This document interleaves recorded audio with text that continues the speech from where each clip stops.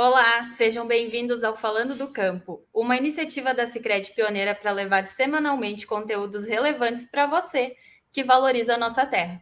Eu sou Letícia Baques, gerente de negócios do agro na cidade de Portão, e hoje nós vamos conversar com Luciano, engenheiro agrônomo, mestre em fitotecnia e chefe do escritório municipal da Emater de Nova Petrópolis. Bom dia, Letícia, e aos que estão nos assistindo. É um prazer estar aqui e gostaria de agradecer ao Sicredi, em primeiro lugar, por esta oportunidade. E para tentar levar algum assunto, assim, que a gente tem alguns anos de experiência, especialmente aqueles produtores interessados na cultura do morango e que estão pensando em começar nessa atividade. Obrigada pela presença, Luciano. Eu aproveito para reforçar o convite para você curtir a nossa página e compartilhar o conteúdo com quem você acha que possa se interessar. Além disso, é só acessar o nosso site www.sicredipioneira.com.br/agro para ter acesso a mais conteúdo sobre o agro e também entrar nos nossos grupos de WhatsApp e Telegram para receber conteúdos diretamente no seu celular. Os links de acesso estão na descrição desse vídeo. Luciano, passa a bola para você então, para nos trazer mais informações sobre o cultivo de morango em substrato. Então tá, pessoal, a ideia então é fazer uma conversa com vocês, com o nosso público, tentando mostrar vários aspectos dessa atividade, a cultura do morangueiro em substrato, que nos últimos 10 anos tem se tornado uma enorme oportunidade para a agricultura familiar. Então, eu vou começar falando aí alguns aspectos gerais, mas para quem não está acostumado com esse tema, então tá, aqui eu vou mostrar uma imagem, para quem está nos assistindo ter uma ideia do que a gente está falando, qual é a imagem, assim, o aspecto do cultivo de morangueiro em substrato. Então, quem não viu ainda, é na verdade um sistema de cultivo suspenso, que não trabalha com o solo, e que tem inúmeros aspectos extremamente interessantes que têm atraído a atenção de muitas pessoas nos últimos anos. Mas para começar, por que esse sistema de produção tem sido tão buscado pela agricultura familiar? Geralmente a agricultura familiar ela busca algumas questões aí quando vai escolher suas atividades. Uma delas é a diversificação das atividades, É importante ter mais de uma atividade geradora de renda na propriedade para garantir aquela segurança, Quando uma cultura vai bem, a outra pode não ir tão bem assim, e a gente mantém o equilíbrio, digamos, das receitas na propriedade. Também é importante novas alternativas aí para gerar renda na propriedade. A gente encontra aí muitos jovens ficando na propriedade, ou algum membro específico da família querendo tocar um projeto mais individual, e nesse ponto, o cultivo do morango em substrato encaixa muito bem. Em qualquer caso, a propriedade sempre tem que compor um arranjo produtivo viável, ou seja, o agricultor tenta combinar suas atividades de forma a otimizar a mão de obra, otimizar a área, Tudo isso é muito importante. Também um outro aspecto que se destaca bastante é o que a gente chama da redução da penosidade do trabalho. Ou seja, não é um trabalho que exija muito esforço físico, Ficar exposto às intempéries ou carregar grandes pesos. Então, é outro aspecto muito importante que tem chamado a atenção. Mas, falando da parte econômica, a gente traz um exemplo médio, de um produtor, o que essa atividade pode proporcionar em termos de agregação de renda, Então, a gente coloca um pouco assim o cenário, o morango em substrato como uma atividade complementar. Em alguns casos, ela até acaba se tornando a atividade principal, mas o desejável e o mais comum é que ela seja mais uma atividade dentro da propriedade. E, geralmente, os pequenos produtores com quem a gente trabalham numa escala de 2 a 20 mil plantas, que é uma quantidade bem tranquila para a gente fazer com mão de obra familiar, talvez um casal de pessoas na propriedade trabalhando, e ainda manter uma segunda ou terceira atividade produtiva nessa propriedade. Essa atividade também tem se destacado por explorar o que a gente chama dos circuitos curtos de comercialização, ou seja, o morango é colhido e vendido num local próximo, geralmente no mesmo município, ou até no município vizinho. O importante é que é um circuito curto, muitas vezes com a venda direta do produtor ao consumidor. E outra questão importante é a diferenciação da produção. Cada um tenta fazer um produto de excelente qualidade, para realmente ganhar o mercado e ganhar a competição que ele tem com o morango que está disponível, digamos, o morango da grande produção, que está disponível nos supermercados e outros pontos de venda, Então, cada um tenta diferenciar produtor, especialmente, diferenciar a produção, especialmente pela qualidade do fruto oferecido. Bem, a gente fez um exemplo aqui, uma estufa típica aí com 200 metros quadrados, que é geralmente como o pessoal tem iniciado. Os dados atualizados agora para esse mês, a gente estima que custa R$ 20.000 a implantação completa dessa estufa, já implantada com as plantas, sistema de irrigação, tudo. Dá aproximadamente R$ 10 por planta, tá? É importante dizer que esse custo que a gente estimou, ele tem uma tendência a ir diminuindo à medida que a gente aumenta a escala de produção, né? Então, a gente está falando R$ 10 por planta, se a gente for implantar uma pequena estufa aí de 2.000 plantas. À medida que a gente vai implantando um número maior de plantas, a gente acaba compartilhando alguns equipamentos, a bomba, o reservatório de água, então o custo pode cair um pouquinho. A gente está considerando aqui, para fins de um exercício, né, de pensamento, uma produção de 800 gramas por planta ano. Isso é uma produção muito tranquila de obter, seria, na verdade, o mínimo que o produtor tem que colher, né, num sistema normal, mas a gente destaca que tem produtores que comercializam 1 quilo e 200, ou até mais que isso por ano. Mas a gente está fazendo uma conta com 800 gramas por planta ano, que nessa estufa significa 1.600 quilos por ano. Aqui na região a gente tem um preço médio de comercialização de R$ 8 a R$ 12 o quilo, né, na propriedade. Eu falo região, digamos, todo o Rio Grande do Sul, na verdade.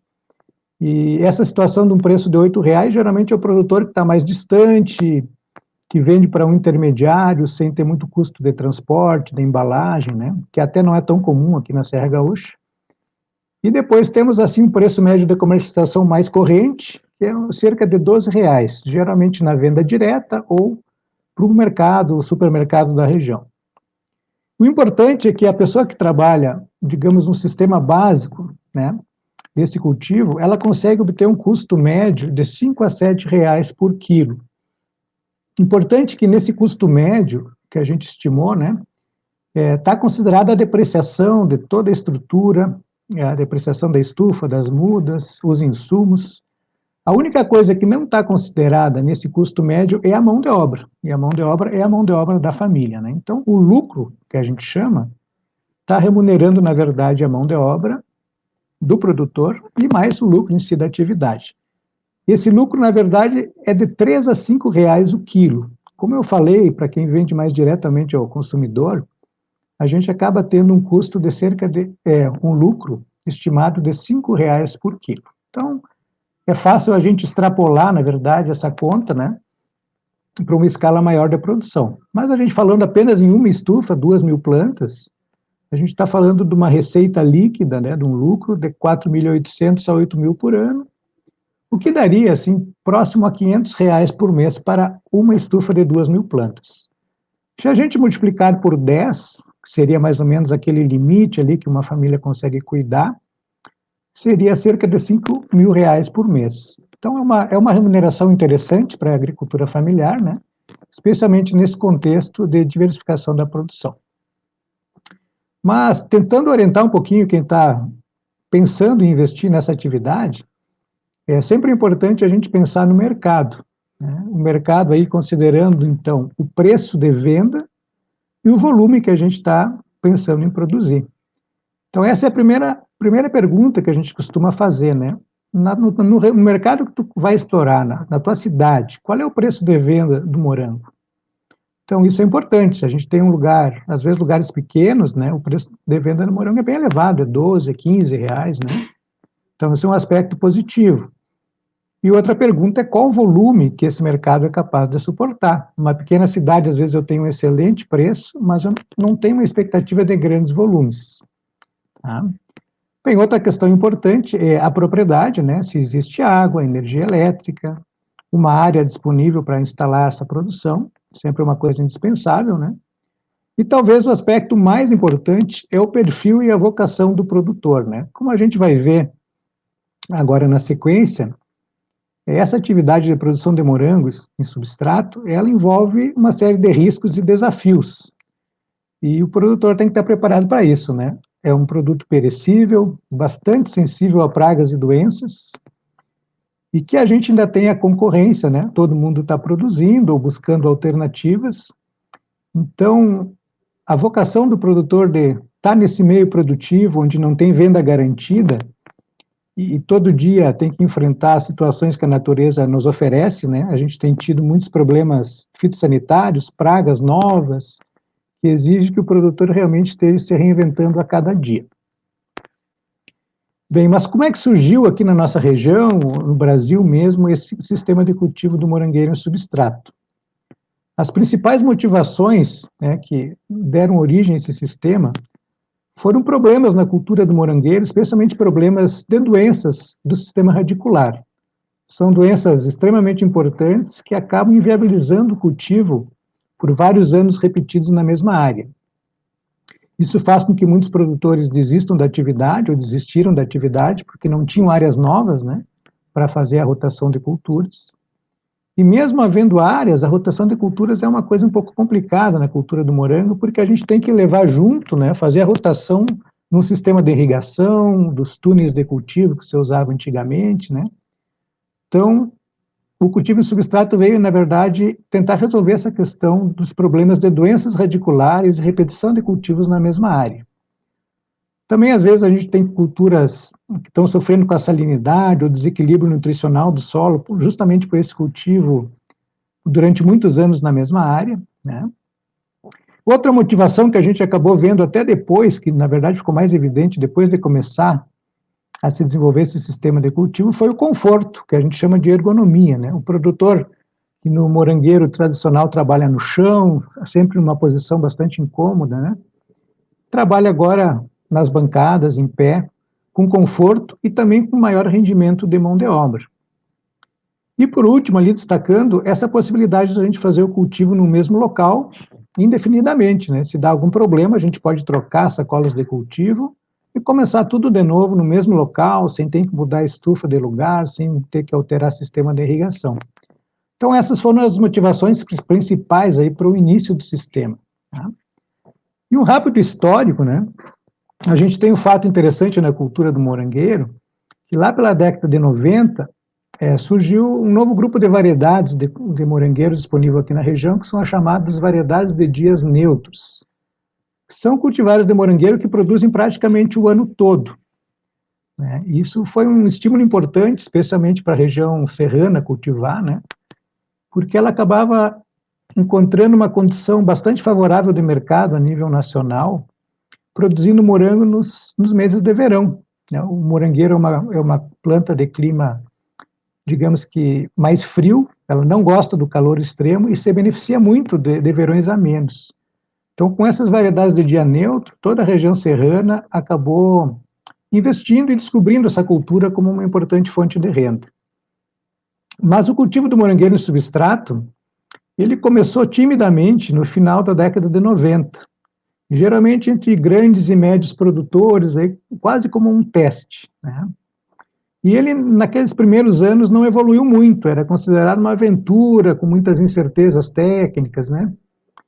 E realmente, um fato importante aconteceu no final da década dos anos 2000, né? Eu coloquei ali a partir de 2008, onde houve realmente um aprimoramento e ajustes nesse sistema de produção, especialmente adequando à realidade da agricultura familiar, recomendações simples, informação clara, que tornou um sistema mais fácil do agricultor entender e diminuindo esses riscos, na verdade, que ele trazia por uma falta de padronização das informações técnicas.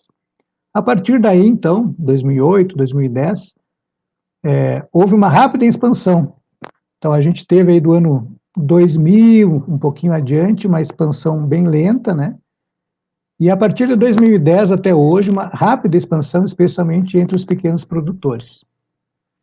Só para a gente exemplificar o que significa essa expansão, nos últimos 10 anos, né, de 2011 a 2020, a gente praticamente dobrou o número de propriedades no Rio Grande do Sul que se dedicam ao cultivo do morango. Eu acho que não tem nenhuma outra cultura que teve essa expansão em número de produtores. Isso se deve a muitos fatores, né?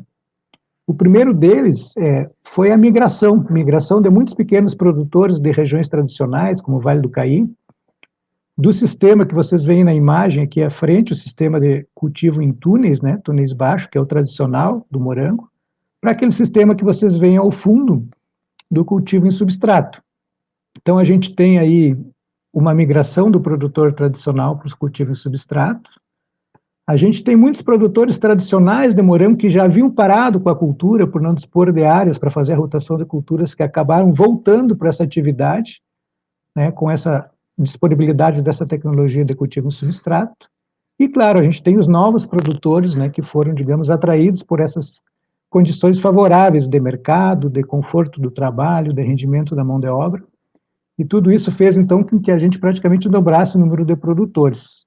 Isso também teve um impacto na produtividade, né, já que a gente eliminou ou diminuiu muito aqueles problemas fitossanitários da raiz, e também um pouco na produção, né, a produção e a produtividade acabaram aumentando nesse período.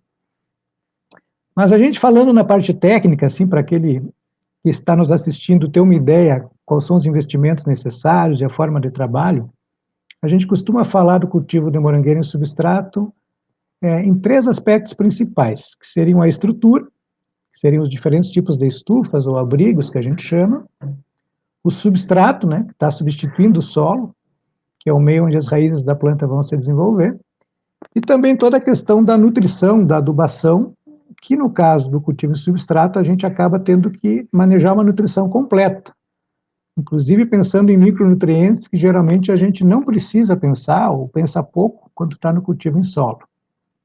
Mas vamos lá, então. Quando a gente fala da estrutura, né, basicamente é para proporcionar uma proteção da cultura contra o molhamento da chuva. Sendo morangueira uma cultura muito sensível à umidade e que acaba estando muito ligada à incidência de doenças fúngicas, evitar que chova em cima da planta é uma medida bastante importante. Então, a gente tem que providenciar um tipo de estufa, vamos dizer assim, que evite o molhamento da planta. Tá? Ela também acaba condicionando um pouco o clima, né, um microclima mais favorável, e no caso da estrutura interna de bancadas, ela acaba oferecendo também esse conforto, né, para o trabalho do produtor e com uma consequente eficiência de mão de obra melhorada. Bem, aqui nessa sequência de imagens, a gente passa uma sequência do que aconteceu durante o tempo. Aqui são estufas que a gente não usa mais, mas lá, há 15 anos atrás, a gente tinha umas tentativas aí de cultivo em substrato, que eram em grandes estufas, né? Que o pessoal geralmente tinha para cultivo de outras hortaliças, e você tentava fazer em bancadas, visando aproveitar o espaço da estufa, né, que é um espaço nobre, um espaço caro. O produtor tentava botar o máximo de plantas possíveis na estufa, até empilhando, né, linhas de plantas. Então, esse é uma estufa bem lá antiga, né, o pessoal fazia uma tentativa. O pessoal começou a ver que havia muito sombreamento das filas que estavam embaixo, então começou a eliminar as filas inferiores, né, e tentar adaptar o sistema para um melhor arranjo de plantas, né. Você tentou algumas coisas diferentes também, como esse cultivo suspenso o slab, na verdade, pendurado, né, que é muito bonito, assim, mas não se mostrou interessante em termos produtivos, tá. Também você tentou fazer o túnel elevado, aquele túnel que o produtor já tinha no campo ali, produzindo no solo, mas elevado, no caso aqui com 2 andares ainda, com essa ideia de tentar aproveitar o máximo espaço, mas o sombreamento da fila inferior sempre foi um problema que acabou sendo desfavorável para a produção. Aqui também outras tentativas. E aí a gente passa a ter os sistemas que acabam sendo utilizados hoje, que não fazem mais empilhamento de planta, como a gente chama, é apenas uma única camada de plantas, né, para receber um sol pleno. Então temos o canteiro elevado, que ainda se usa até hoje, né, em algumas situações, uma estrutura barata, mas que o produtor fica trabalhando ainda ao ar livre, né, a planta está protegida, mas o produtor não. Mas é um sistema interessante, que eventualmente a gente utiliza ainda, né, e que tem todas as vantagens do cultivo em substrato em relação à sanidade da planta, só o produtor que acaba ficando, né, exposto ainda quando está durante o seu trabalho. Aqui já tem os túneis de cultivo que são frequentes em algumas regiões, o pessoal acabou adaptando também para o cultivo em substrato, né, e também estruturas, talvez a estrutura mais frequente que predomina em mais de 90% das áreas, que é esse tipo de estufa, né? Uma estufa que é apenas o telhado, não tem cortina, geralmente com um vão ali de 5 metros, onde o pessoal acaba colocando 8 fileiras de morango. Tá? Existem várias variações hoje em dia, mas eu acho que 90% dos, digamos, dos cultivos ainda tem esse tipo de estrutura. Tá? E porque ele realmente se mostrou bastante eficaz. Hoje a gente tem cultivo em calha, tem estufas com cortina, uma série de outras melhorias, vamos dizer assim, mas esse ainda é o sistema básico predominante entre os produtores. Então, aqui uma sequência na construção, bancadas de madeira, eventualmente também se utiliza arame para fazer a sustentação das sacolas. Tá? Aí a muda, que é plantada, então, no slab, que a gente chama essa sacola, e vocês veem que tem na verdade, uma fita de gotejamento que passa aqui dentro da sacola e vai levar toda a água e nutrientes para as plantas. Aqui a estufa pronta antes do plantio. Verifiquem que tem aqui à esquerda uma caixa d'água, né?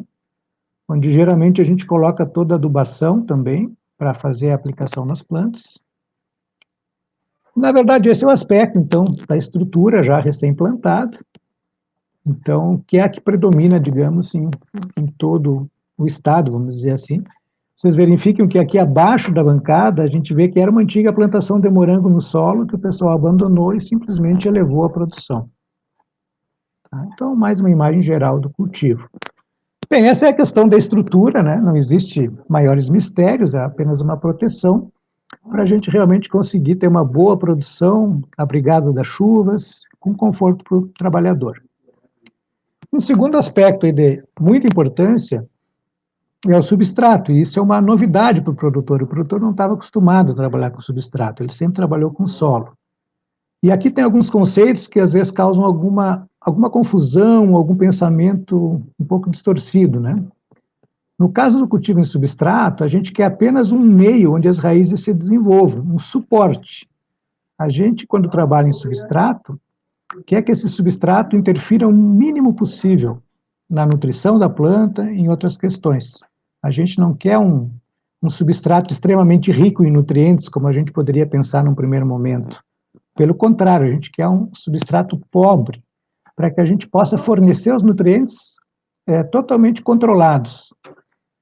Então, assim, quando a gente faz, digamos, a migração num sistema no solo, onde a gente tem espaço e profundidade muito maior, né?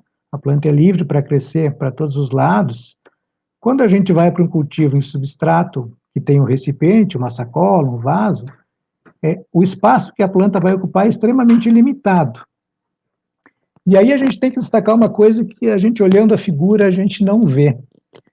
A principal preocupação e principal limitação que essa planta tem quando é confinada num espaço pequeno, como um recipiente, é uma limitação ao ar. Ela precisa de ter acesso ao ar para a respiração das raízes. Isso a gente não está enxergando, é uma coisa difícil do produtor perceber no primeiro momento. Então, para a gente garantir que ela tem um amplo suprimento de ar nas raízes, a gente precisa de substratos extremamente porosos e leves. E aqui eu resumo nesta tela, na verdade, o que deve ter de características um bom substrato para o cultivo. Em primeiro lugar, então, como eu destaquei, as características físicas. Ele tem que ser uma boa drenagem e, consequentemente, uma aeração, uma ampla aeração. Vão ser substratos muito diferentes de um solo de cultivo, vão ser materiais leves e porosos. Tá? Quanto às características químicas, o que a gente quer é um substrato o mais inerte possível, com baixo teor de sais, com poucos nutrientes, para que geralmente a gente possa controlar tudo aquilo que a gente aplica e que vai ficar disponível para a planta. E, por último, a gente precisa de boas características biológicas, que seria, então, o substrato livre de doenças, livre de pragas, livre de sementes. Justamente o produtor saiu do cultivo no solo para se livrar dessas doenças do sistema radicular, então é indispensável que o substrato que a gente utiliza, né, não traga problemas fitossanitários. Tá? Na prática, o pessoal utiliza misturas que geralmente levam casca de arroz carbonizada, algum tipo de humus, casca de pinos, turfa, mas basicamente são misturas de 2 ou 3 componentes, que acabam tendo essas características que a gente falou anteriormente. Aqui um outro aspecto importante, né, é um gráfico um pouco mais técnico, mas que destaca um pouco a questão do pH. Né? Todo mundo que é das ciências agrárias, né, o pH para o cultivo tem que estar em torno de 6, 6,5, né, no solo. Eles têm essa ideia que esse pH de 6, 6,5 é o ideal para as plantas cultivadas no solo. No caso dos substratos orgânicos, que é o que a gente utiliza, esse conceito muda um pouco e causa também bastante confusão. Um substrato ideal para a gente que está cultivando substratos orgânicos é mais baixo, é em torno de 5. Né? Em torno de 5 a gente tem uma perfeita disponibilidade dos nutrientes. Então é muito frequente a gente ter substratos com pH elevado, que a gente acha que está bom, porque a data 6,5, né, que nem é o solo, mas nesse pH de 6,5 num substrato orgânico a gente já tem deficiências de ferro, de outros micronutrientes. É um problema bastante comum. Bem, falando das sacolas, dos slabs de cultivo, o outro aspecto importante de ter em conta é o tamanho, já que ali a planta tem que se desenvolver, né? É importante a gente escolher um tamanho adequado. Hoje os slabs que estão no mercado têm diferentes larguras, desde 30 centímetros, 33, 39. A gente tem preferido trabalhar com volume médio, aqui eu coloquei 33 centímetros, que acaba comportando cerca de 35 litros por metro. Tá? A gente pode trabalhar com outras medidas também de slabs, mas à medida que a gente diminui o volume, o cultivo se torna um pouco mais delicado. Né? A gente tem que ter mais controle da umidade, mais controle da nutrição, e qualquer erro que a gente comete, a planta já sente. Então, trabalhar com os slabs de tamanho mediano, slabs maiores, nos dá um pouco mais de tranquilidade para a gente trabalhar no dia a dia, né? Sem pequenos erros ali de irrigação ou de nutrição, a planta acaba tendo, digamos, mais condições, né, de absorver. Aqui um exemplo mais histórico, né? No início o pessoal fazia a sua casca de arroz carbonizada, que era um elemento que sempre está presente nos substratos, queimava na propriedade, fazia esse material, que é a casca de arroz carbonizada, não é cinza, que muitos confundem, né? Seria uma levemente tostada, assim, que passou por uma queima parcial. A gente ainda verifica que existe alguma casquinha ali mais ou menos íntegra. Aí o pessoal mistura, ou até hoje ainda mistura, às vezes, os componentes em betoneira, com algum tipo de humus, e monta suas sacolas em casa. Tá? Hoje a gente tem uma série de empresas também que fornecem essa sacola pronta. Aqui é para mostrar mais ou menos o aspecto da mistura, né? Você vê ainda a casca de arroz, mais alguns materiais compondo esse substrato. E como eu falei, muitas empresas hoje oferecem substratos já prontos na sacola, de excelente qualidade. Claro que isso tem um custo, né? Geralmente o produtor que faz em casa tem condições de buscar um preço mais otimizado, fazer a sacola do tamanho que ele quiser, do comprimento que ele quiser. Mas quem não quer se envolver com essa etapa, existem inúmeras empresas já fornecendo esses slab de alta qualidade para cultivo. Um detalhe importante, esse slab, essa sacola é furada, para realmente ter uma perfeita drenagem. Tá? Essa água que vai pingar, vai drenar, não é desperdício de água, é necessário para que ela espalhe, digamos, toda a umidade e nutrientes por toda essa massa de substrato que está dentro da sacola. Então, a perfeita drenagem é indispensável. E aqui outra vantagem do sistema, né, são sistemas que permitem automatizar, fazer uma pequena automatização, nem que seja com timer para a hora de ligar, desligar a bomba, né. Só para o pessoal ter uma ideia, geralmente a gente trabalha aí com ciclos de irrigação de cerca de 4 a 5 minutos. É um tempo bem curto, né, mas a gente precisa, em pleno verão, ligar esse sistema 4, 5, 6 vezes por dia.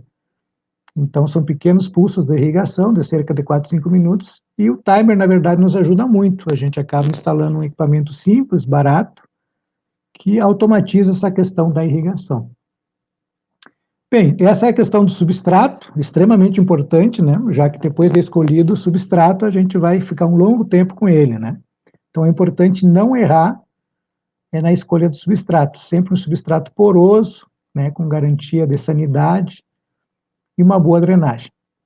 Tem outro aspecto também extremamente relevante, talvez o pessoal dê uma importância até exagerada, apesar de ser um aspecto principal, é a nutrição, a adubação, na verdade, da planta. Quando a gente trabalha, então, com substrato, já que a gente tem um substrato teoricamente pobre, a gente tem que fornecer todos os nutrientes que a planta vai precisar, os micronutrientes, os macronutrientes. Para isso, a gente utiliza, então, os fertilizantes de alta solubilidade, que são próprios para fertirrigação, né? Não são os adubos que a gente usa na lavoura de maneira geral, são adubos que precisam ser totalmente solúveis para passar, então, na fita gotejadora, ali passar pelo furinho da fita gotejadora sem entupir. A gente também está falando numa alta frequência de fornecimento. Numa lavoura aí de solo, a gente irriga adubo uma vez por mês, uma vez por semana.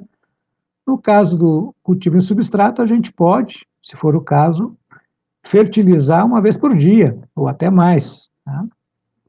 E para fazer essa adubação, essa nutrição, a gente acaba utilizando o que a gente chama de soluções nutritivas, ou seja, é uma solução, um volume grande de água, onde a gente coloca todos os nutrientes ali já dissolvidos em proporções, digamos, ótimas para a planta. Tá? Mas o que é importante ter em mente? Assim como a gente não trabalha com substrato perfeito, um substrato inerte, a gente precisa considerar um pouco as características do substrato para formular a solução nutritiva adequada para o cultivo. Então, se a gente mudar o substrato, especialmente a questão do pH, né, que é tão determinante, a gente tem que fazer pequenos ajustes na solução nutritiva. Então, a gente não tem uma única solução nutritiva perfeita para qualquer situação. É necessário sempre um casamento das condições físicas e químicas do substrato com a nutrição que a gente vai oferecer. E o pH é o exemplo mais típico, né? Então, se a gente está com o pH do substrato um pouco acima do que a gente deseja, a gente acaba fazendo uma adubação um pouco mais ácida para contrabalançar. Tá? Bem, aqui eu tenho alguns exemplos que vão ficar disponíveis depois do tipo de solução nutritiva que a gente usa, né? Aqui tem um exemplo bem típico para o pessoal ver mais os ingredientes, assim, os fertilizantes. A gente costuma orientar os produtores a, pelo menos no início, aprenderem a trabalhar com sais, que são os adubos simples, né? Como nitrato de cálcio, nitrato de potássio, fosfato monoamônio, fosfato monopotássico, sulfato de magnésio, enfim. São vários adubos simples que a gente compra nas agropecuárias e monta essa adubação em casa, e com total autonomia para fazer alterações, né, adequadas ao nosso clima, à variedade que a gente está cultivando, e mesmo alterações momentâneas, como a gente vai falar, que podem ser importantes para ajudar no controle de pragas e doenças, por exemplo. Então, aqui eu vou deixar disponível depois essas soluções nutritivas para quem tiver interesse. Tá? Geralmente tem uma solução nutritiva para o crescimento inicial da planta, até o início da produção, depois uma solução nutritiva para produção em si, né, quando já está com a formação de frutos e colheita. Mas só mostrando uma sequência aqui de como é que o produtor faz a adubação, ele acaba pesando aqueles fertilizantes, na verdade ele pesa a primeira vez e deixa, digamos, um copinho de medida ali junto, para não ter que estar pesando toda vez. E ele pode colocar diretamente no tanque, um por vez, né, mantendo a agitação.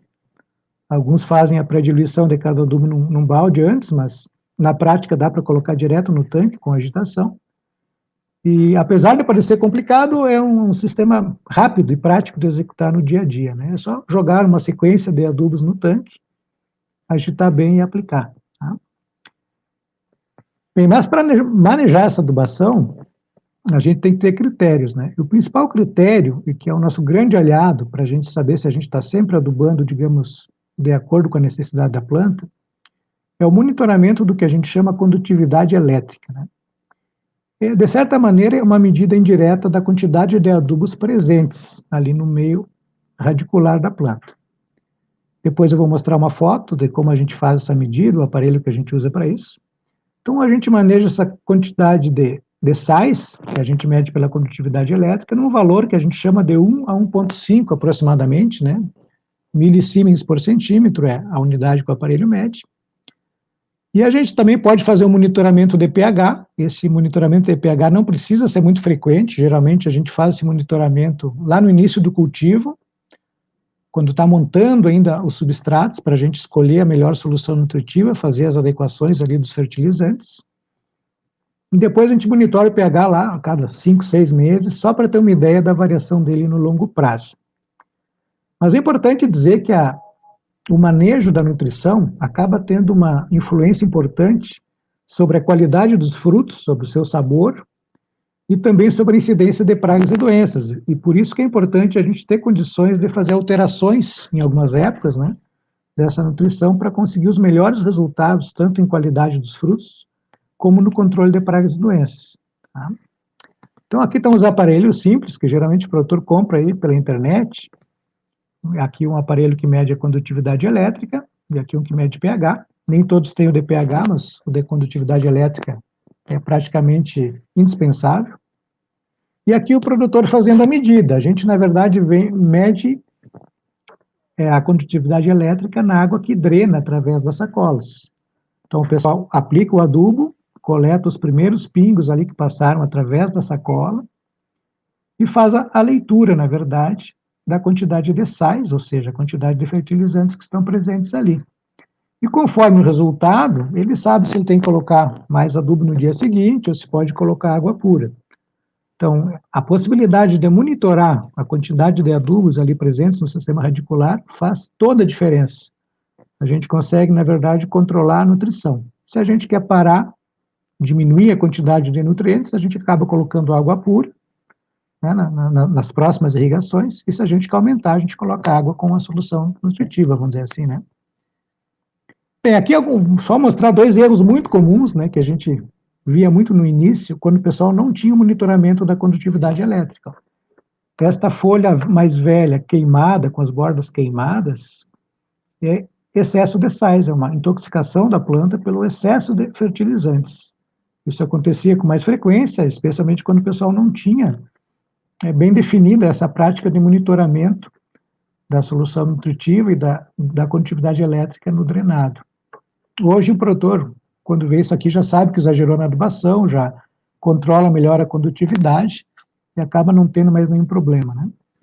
Aqui outra questão bem típica também, que é uma deficiência de ferro, que a planta mostra com essa coloração mais clara entre as nervuras, que basicamente é em função de um pH elevado de substrato e uma escolha inadequada do fertilizante, também muito comum. Às vezes o pessoal usava uma adubação padrão, como se fosse lá daquela hidroponia, que é só na água, né? E com a interferência do pH elevado do substrato, o ferro acaba ficando indisponível, né? Ou a gente está usando um fertilizante de ferro com características de baixa disponibilidade em pH elevado. Então, aqui uma deficiência de ferro já bem intensa, né, para o pessoal ter essa ideia.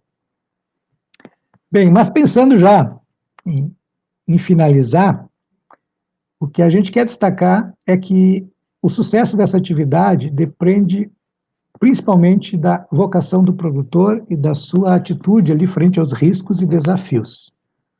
Como eu havia mencionado, a gente tem novas pragas e doenças que têm incomodado muitos produtores. A gente tem o ácaro do enfesamento, por exemplo, que está incomodando muito nesse momento. Tivemos a mosquinha, que a gente chama Drosophila Suzuki, que há alguns anos também causou grandes prejuízos e ainda causa muita preocupação entre os produtores. Além do desafio de fazer o manejo diário dessa planta, que acaba tendo influência do clima, da chuva, do frio. Então, o produtor tem que ter perfil para essa atividade, digamos, que lida com a incerteza. Além disso, a gente tem a concorrência, né? A gente está, às vezes, em municípios pequenos, onde vários produtores acabam entrando na atividade. Pode haver uma concorrência maior ou menor, mas a concorrência existe, né? Então, o produtor tem que sempre enfrentar essa questão e tenta diversificar as suas atividades, e mesmo dentro do morangueiro, tenta fazer um produto diferenciado, uma variedade de mais sabor, um ponto de colheita, digamos, mais maduro, para o produtor realmente ficar muito satisfeito com esse produto. E a gente tem que sempre estar buscando uma evolução constante para se manter na atividade, a verdade é essa. Tá? É um cultivo extremamente dinâmico, quem fica parado acaba ficando para trás. Então, uma excelente atividade, a gente viu muitos fatores positivos, viu o conforto para trabalhar, viu o retorno econômico, mas ao mesmo tempo exige que a gente esteja sempre buscando o aprimoramento. Aqui uma foto, né? Eu lembro dessa foto ainda.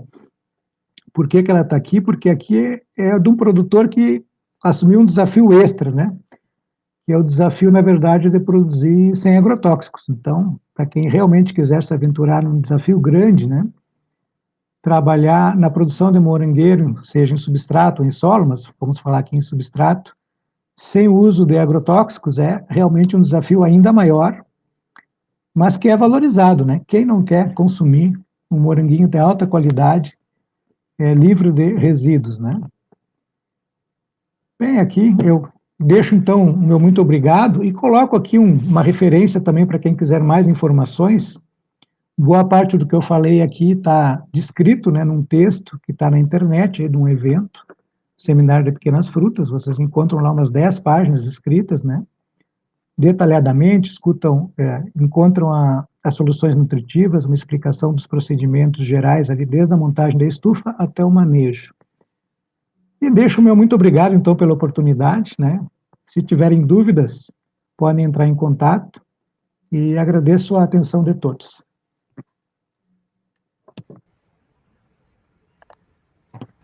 Luciano, muito obrigada pela tua explanação. E se nós pudéssemos definir uma dica de ouro para os produtores, qual seria?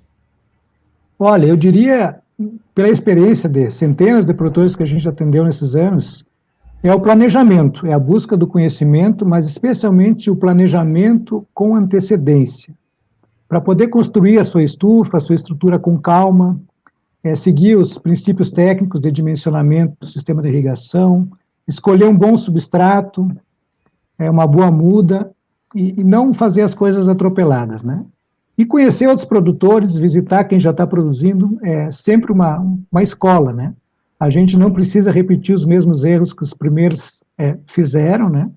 A gente que está começando hoje tem essa vantagem, a gente pode pegar tudo de melhor que os outros já fizeram, né? E aplicar na nossa propriedade. Então essa seria a dica de ouro, né? Seria o planejamento.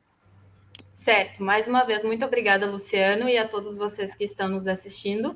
Lembrando que o Falando de Campo traz conteúdo relevante semanalmente, e no próximo dia 12 de outubro é feriado, então estaremos de volta no dia 19, e o tema será o registro das vinícolas familiares, que será apresentado por Thompson Didoni, enólogo da Emater.